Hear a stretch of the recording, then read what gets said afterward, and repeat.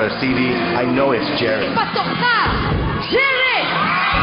Para sa akin, kulangan pa ako. Pati mga judges na kulangan din sa akin. So I have to step up some more kung gusto ko umabot ng Grand Finals. I chose a song tonight that I think will really show the best part of Jerick's voice.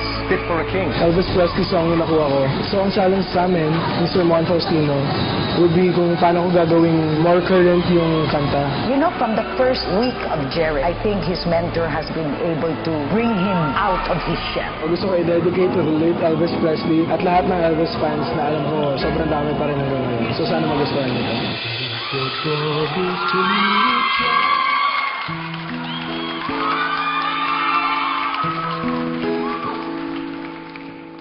Wise men say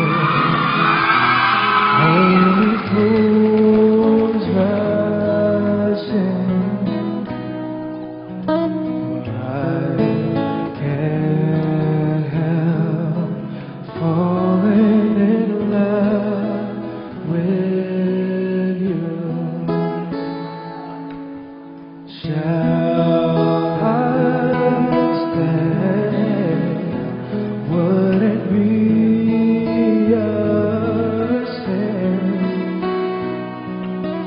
But I can't help falling in love with you. Like the river flows gently to the sea, darling, so it goes. Some things are meant to be. Take my hand, take my whole life through. Oh,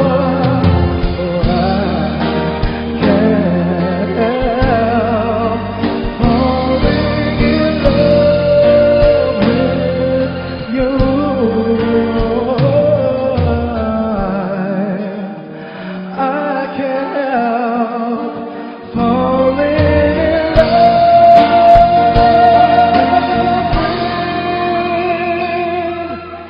you.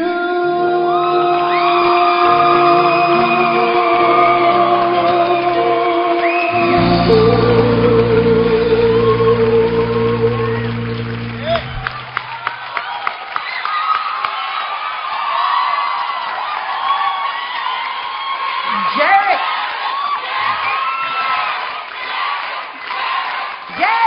Jerry!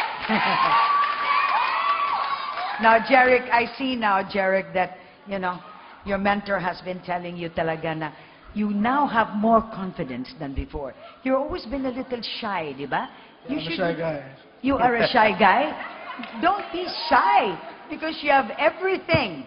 Everything that might make you win this contest. So, please, continue doing that.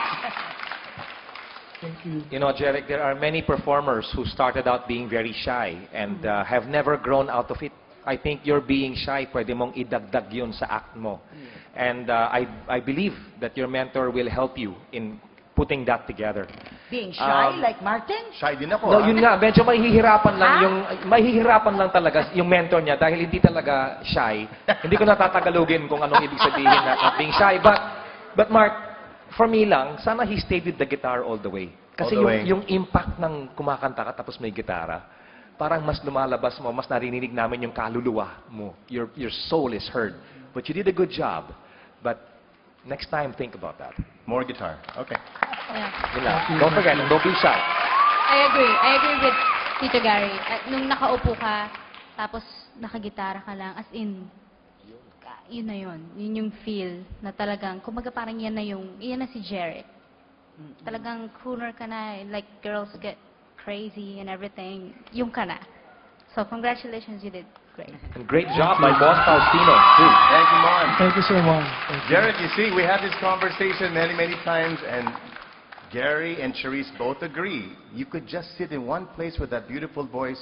There's no need for theatrics because ang hinahanap ng, especially yung mga girls, is Hindi, that pero ang beautiful mga girls, voice. they want also to see the katawan. Yun nga. So, Pero For me, you pero keep may- it as a mystery. May gitara sa harap ng Katawan. katawan niya. So, that was Diba? actually Jerick's idea. He wanted to come out. So, this Hindi is ba, Jerick. Jerick, paano siya makakuha ng mga chicks kung nakaupo lang Alam siya? mo, tita, Short girls. Short chicks. tita, porket, Yes. kasi I think ang sinasabi mo dahil medyo Are you- lumapit siya, Yes. kaya medyo napansin mo yun. Pero sumigaw sila, course. nakaupo pa lang siya, sumigaw na sila. Nakaupo lang siya, Oo, eh. nakasigaw. Pwede Mas yun. sisigaw sila pag nakatayo siya. Oh, sige. Hindi na Everybody agrees. Good job, buddy. Arranged by Mon Faustino. Yes. Yes. Right? Good job, man. Elvis so is much. happy. Maraming salamat, judges. Jeric? Okay, mga kapamilya, kung gusto ninyong magpatuloy pa ang X Factor journey ni Jeric, tandaan lang, text XF space JERIC. Hintayin Please lang ang vote. cue ko mamaya kung kailan kayo pwedeng bumoto. Guys, vote, vote, vote tonight, okay? Hanggang bukas ng gabi yan. Don't switch channels, mga kapamilya, dahil hindi nyo dapat palampasin ang performance ng isa pang pambato ni Miss Felita and ni Martin. Dito lang yan sa The X Factor Philippines. Thank